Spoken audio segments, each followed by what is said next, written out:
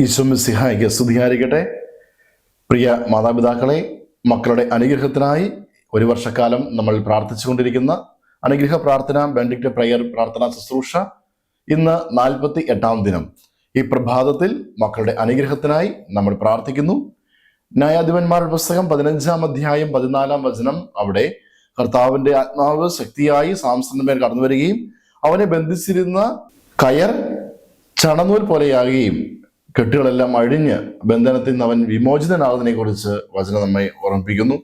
പ്രിയപ്പെട്ടവരെ, നമ്മുടെ മക്കളുടെ ജീവിതത്തിൽ വച്ചിരിക്കുന്ന എല്ലാ ബന്ധനങ്ങളും, എല്ലാ കെട്ടുകളും, അടിമത്തങ്ങളും, ഭാരങ്ങളും, എല്ലാ പരാജയങ്ങളും പരിശുദ്ധാത്മാവിന്റെ ശക്തിയായ ആവാസത്താൽ മക്കൾ നിറഞ്ഞ് അതിനെ തോൽപ്പിക്കുവാൻ, എല്ലാ ബന്ധനങ്ങളെയും തോൽപ്പിക്കുവാനുള്ള കൃപയ്ക്ക് വേണ്ടി അനുഗ്രഹത്തിനായി ഈ പ്രഭാതത്തിൽ നമുക്ക് പ്രാർത്ഥിക്കാം. ന്യായാധിപന്മാർ 15-14. കർത്താവിന്റെ ആത്മാവ് ശക്തിയോടെ സാംസന്റെ മേൽ വന്നു. അവനെ ബന്ധിച്ചിരുന്ന കയർ കരിഞ്ഞ ചണനൂൽ പോലെയായി തീർന്നു. കർത്താവായ ഈശോയെ, ഞങ്ങളുടെ മക്കൾ പരിശുദ്ധാത്മാവിന്റെ ശക്തിയായ അഭിഷേകത്താൽ നിറയട്ടെ എന്ന് ഞങ്ങൾ പ്രാർത്ഥിക്കുന്നു. ആത്മീയ ശക്തിയാൽ തങ്ങൾക്കെതിരെ വരുന്ന എല്ലാ തിന്മകളെയും ബന്ധനങ്ങളെയും തോൽപ്പിക്കുവാനുള്ള ശക്തി മക്കൾ പരിശുദ്ധാത്മാവിന് കൃപയാൽ നേടിയെടുക്കുകയും അങ്ങനെ സുരക്ഷിതരായി ജീവിതം നയിച്ച് വിജയിക്കട്ടെ എന്ന് ഞങ്ങൾ അങ്ങയോട് പ്രാർത്ഥിക്കുന്നു. ആമേൻ. യേശുവേ നന്ദി. Hallelujah, hallelujah, hallelujah. ഈശോയെ, പ്രിയപ്പെട്ട സഹോദരങ്ങളെ, ഈ സമയം നമ്മുടെ മക്കളെ അവരുടെ പേര് പറഞ്ഞ് നമുക്ക് പ്രാർത്ഥിക്കാം. കർത്താവായ ഈശോയോടുള്ള പ്രതിഷ്ഠാ ജപം ചൊല്ലി നമ്മുടെ മക്കളെ ഈശോയുടെ തിരുഹൃദയത്തിന് നമുക്ക് പ്രതിഷ്ഠിക്കാം.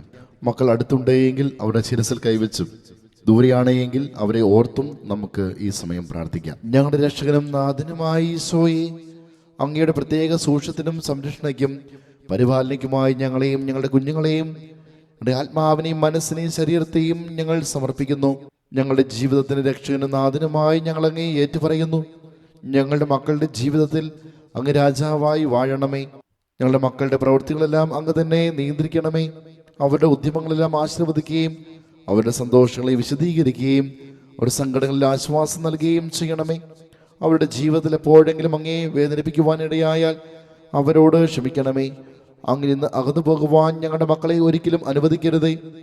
ഞങ്ങളെയും ഞങ്ങളുടെ മക്കളെയും ഞങ്ങളുടെ ജീവിതവുമായി ബന്ധപ്പെട്ടവരെയും എല്ലാ ആപത്തുകളിൽ നിന്നും അപകടങ്ങളിൽ നിന്നും സംരക്ഷിക്കുകയും അങ്ങയുടെ കൃപയിലും സമാധാനത്തിലും കാത്തു പരിപാലിക്കുകയും ചെയ്യണമേ.